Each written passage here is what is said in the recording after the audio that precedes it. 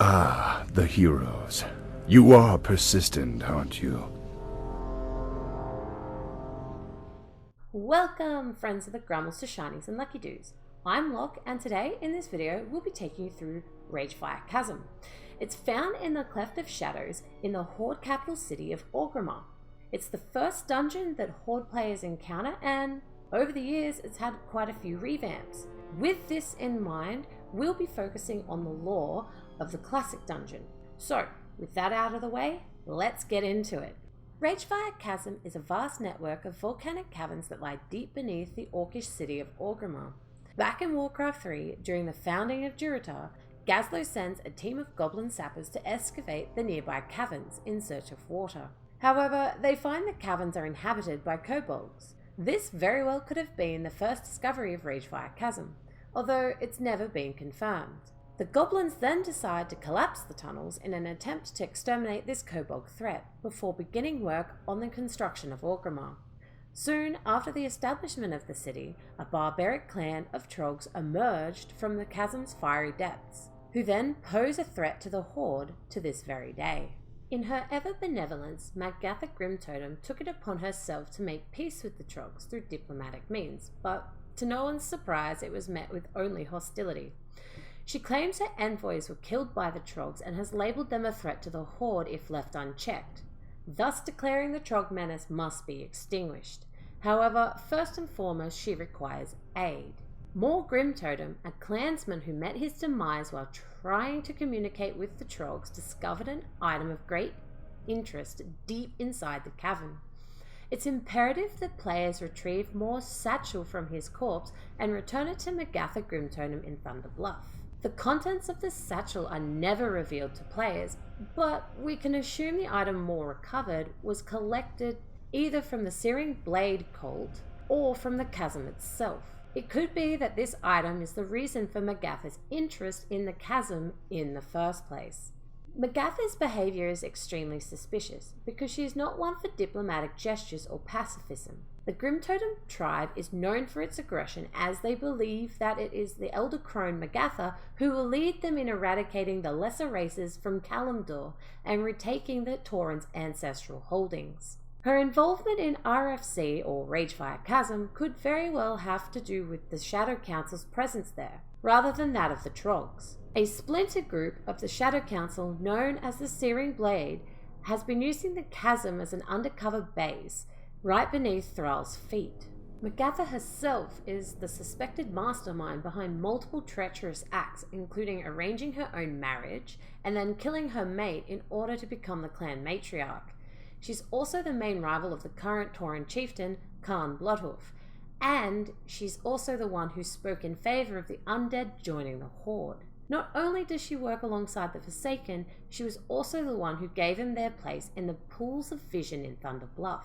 This actually could explain Varamathrius' interest in Ragefire Chasm.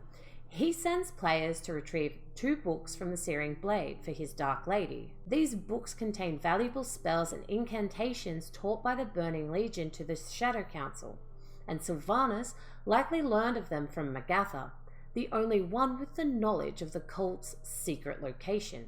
Warchief Thrall has of course heard whispers of cultist activity within his city, but has deliberately allowed it to fester in hopes the culprits will show themselves, allowing Thrall's spies to trace them back to the Shadow Council.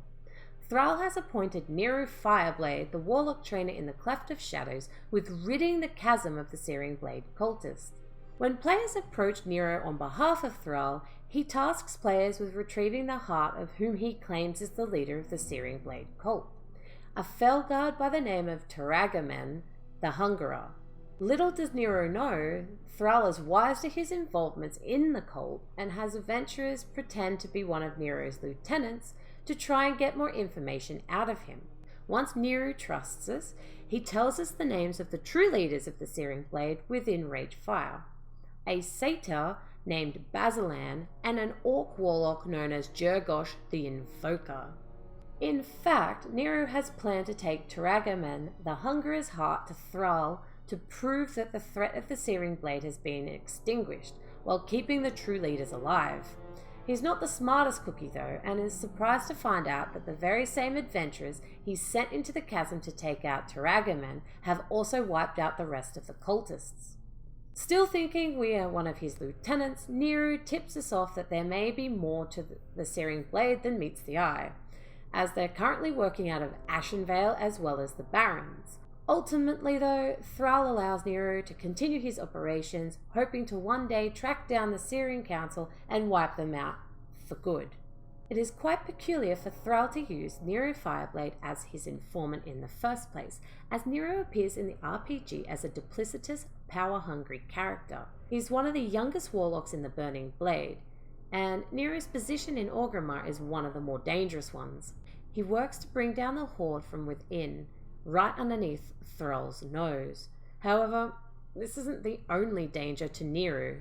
The Burning Blade cult operates with a strict hierarchy to keep their information under tight lock and key. One leader, called the First, is assigned to every pocket of warlocks. The Firsts have direct contact with the demonic forces of the Twisting Nether, while their inferiors, called Seconds, Thirds, and Nothings, serve as spies amongst the Horde and Alliance. Neru would be known as a Second, as they can often be found scheming to take the reins from their superiors, while the rest of the cult within RFC would be Thirds. Taragaman, the Hungerer, specifically would be a Nothing, as they're typically served as bait to snare trespassers. Class Metal Fist, Neru's direct superior, doesn't trust him as far as he could spit a dead rat. He put Neru in charge of the operations in Ragefire, knowing it was dangerous, while feeding him selective modified information. The cult's ultimate plans for Neru are for him to feed this misinformation to Thrall, and then for Thrall to execute Neru as a traitor, thus killing two birds with one stone. In that sense, the player may be falling right into the cult's trap when eliminating the RFC division of the Searing Blade, as we ourselves are the ones providing Neru's misinformation to Thrall. The cultists aside though, the Ragefire clan of Trogs continue to pose a threat for years to come, as we see the dungeon redone for Cataclysm and then used again in the Siege of Orgrimmar. For those interested though in the continuation of RFC's story into the later years, keep an eye out for any future videos as we plan to cover its later iterations in the future. Thanks so much for watching. We hope you enjoyed the coverage of Classic WoW's for Ragefire Chasm. We'll be covering the entire classic suite of dungeons in this series, so we'd love for you guys to check them out. We have our links to Twitch, Twitter, Discord in the description box below, and if you haven't already, please be sure to subscribe. Farewell, friends the grummles. May your feet find good trails.